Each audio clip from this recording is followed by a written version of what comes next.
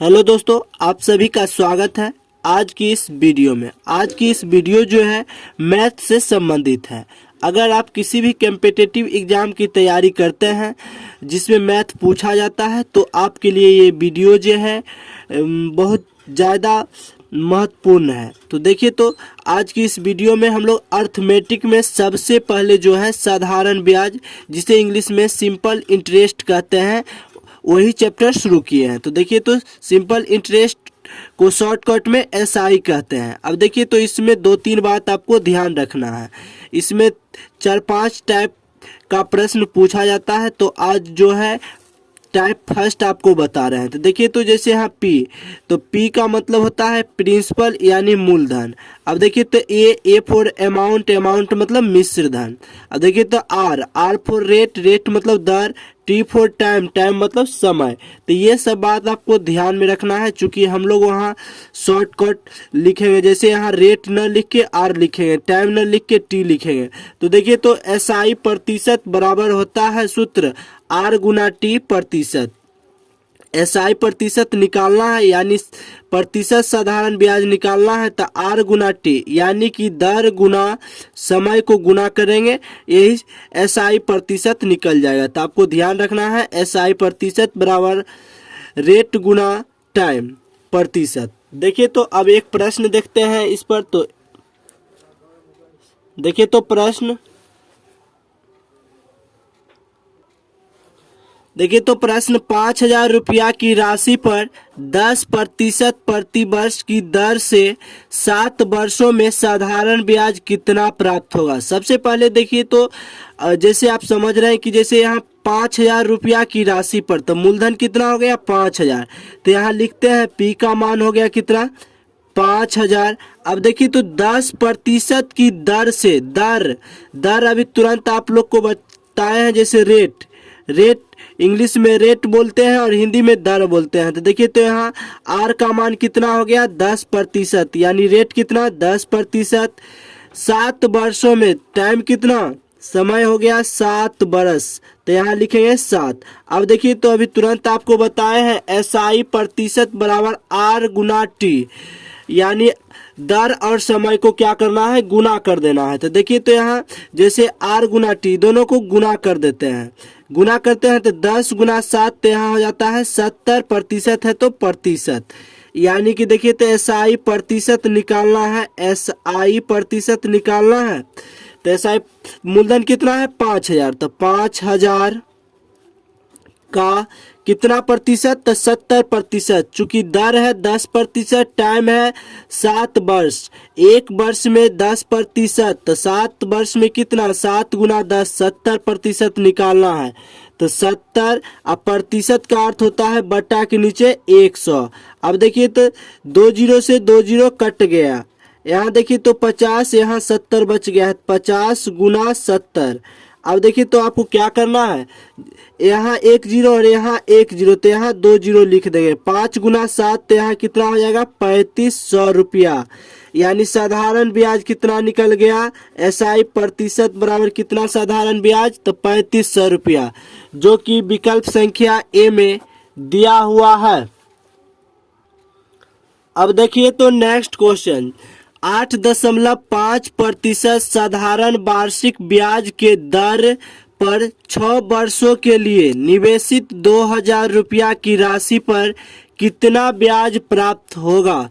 तो सबसे पहले देखिए, तो 2,000 रुपया है, यानी मूलधन कितना हो गया, तो 2,000 रुपया। अब देखिए, तो यहाँ प्रतिशत यानी दर प्रतिशत कितना है, तो यहाँ आर का मान जो है 8.5% दिया हुआ है प्रश्न में। उसके बाद टाइम कितना है, तो 6 बरस। तो देखिए, तो यहाँ टाइम टी का मान कितना हो गया 6 बरस। देखिए, तो अब आपको बताए हैं एसआई प्रतिशत बराबर क्या होता है, तो आर गुना टी, ये दोनों को आपको गुना कर देना है। तो 8.5 गुना 6 करते हैं तो ये हो जाता है 51%।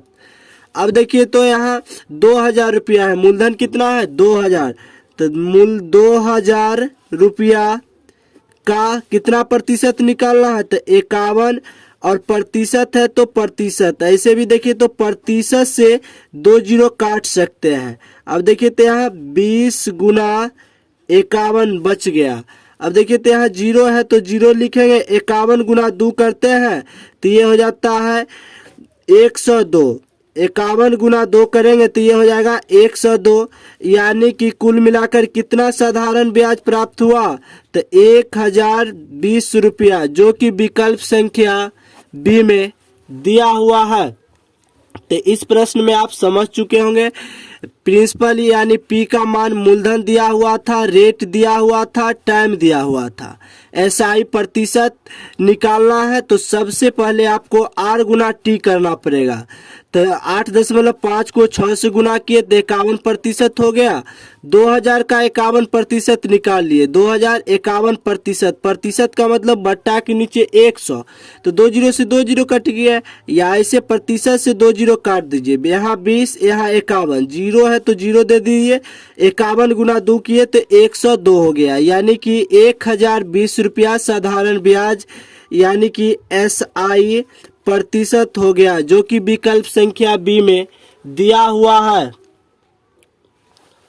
8000 रुपया की राशि पर 5% प्रति वर्ष की दर से 4 वर्षों में मिश्र धन, इस बार साधारण ब्याज नहीं पूछा गया है, मिश्र धन कितना प्राप्त होगा। तो मिश्र धन देखिए ध्यान से, यहाँ पी का मान देखिए तो कितना हो गया 8000 रुपया।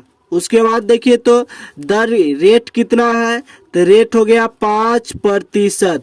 समय कितना है यानी टाइम कितना है, तो 4 वर्ष।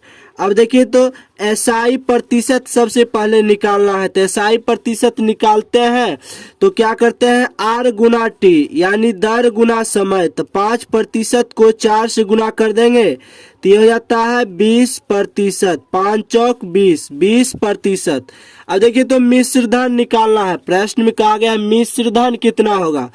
तो मिश्र धन देखिए तो मूलधन अपने आप में 100% होता है, मूलधन अपने आप में 100% होता है। पी मीन्स प्रिंसिपल, प्रिंसिपल यानी मूलधन, तो मूलधन कितना 100%, 20% ब्याज हो रहा है तो 100% में 20% ब्याज को जोड़ देंगे तो कितना हो जाएगा 100% तब 20% तो 120%।